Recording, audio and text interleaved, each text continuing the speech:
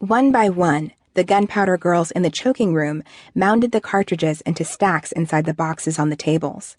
Men carried the filled boxes to the packing room, where women counted out 10 cartridges and made a double stack of 5, alternating bullet up, bullet down. One cylinder, that had 12 percussion caps, was added before the workers wrapped each set inside waterproof paper and tied the bundle with string. The paper was labeled with information about the type of weapon the ammunition was for, the amount of gunpowder per cartridge, the name of the arsenal, the date, and the caliber of the cartridges. These cartridge bundles were placed snugly inside wooden boxes. Each of these boxes held 1,000 rounds of ammunition, 100 bundles. Filled boxes were screwed shut and painted with a waterproof material. Boxes were marked with the date and the arsenal's name. They were stored in other buildings at the laboratory and eventually sent to the battlefield.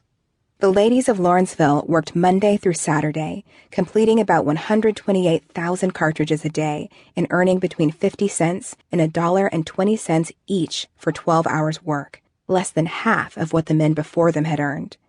But today was payday. The girls were eager to collect their cash payment during the dinner break and take it home that evening. For a few minutes, they could take their minds off the dangerous work and relax. Chapter 2. The Bloodiest Day of the War. As the sun moved high in a cloudless sky, the day grew even warmer. It had been more than a month since any rain had fallen. By noon, the girls were ready to stretch their backs, arms, and legs. They kept working, though, pushing to fulfill more than half of the day's quota before taking their dinner break. Quotas had been increased recently because of the heavy fighting in Maryland, a state that shared a border with Pennsylvania and had never declared its position in the war. Confederate General Robert E. Lee had invaded Maryland, and rumors of a major battle to come spread quickly. Northerners worried that Lee's troops might continue into other states, especially Pennsylvania. A dismal summer of Union losses caused the government to call for more arms and ammunition. Patriotic workers did their best to meet the demand, especially at the Allegheny Arsenal. This very morning, though no one in Lawrenceville knew it yet, Union and rebel troops had begun heavy fighting near Sharpsburg, Maryland, along Antietam Creek. Around 1:00 p.m., supervisors began excusing workers at the Allegheny Arsenal to take their midday break. When they finished their meal, the girls stood in line to get paid. One by one, they placed their mark on the payroll ledger and received their money.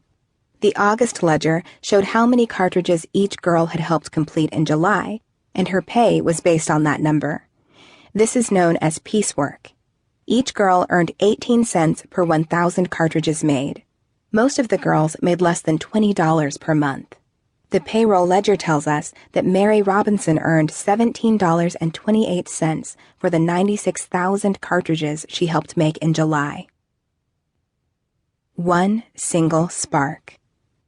As they stood in line, the girls heard the clip-clop of horses' hooves on the stone road just beyond the laboratory buildings. Joseph Frick was busy delivering 10 barrels of gunpowder to the area. Each barrel weighed 100 pounds. He stopped outside room number 1 to drop off 3 barrels, and then moved on to the front of room number 12, where 5 barrels were unloaded and put on the porch. The last 2 were placed in front of room number 13 and number 14. After getting her pay, each of the girls returned to her station to finish out the day's work. It was about 2:00 p.m. Some were still in the pay line, waiting their turn. They were the lucky ones.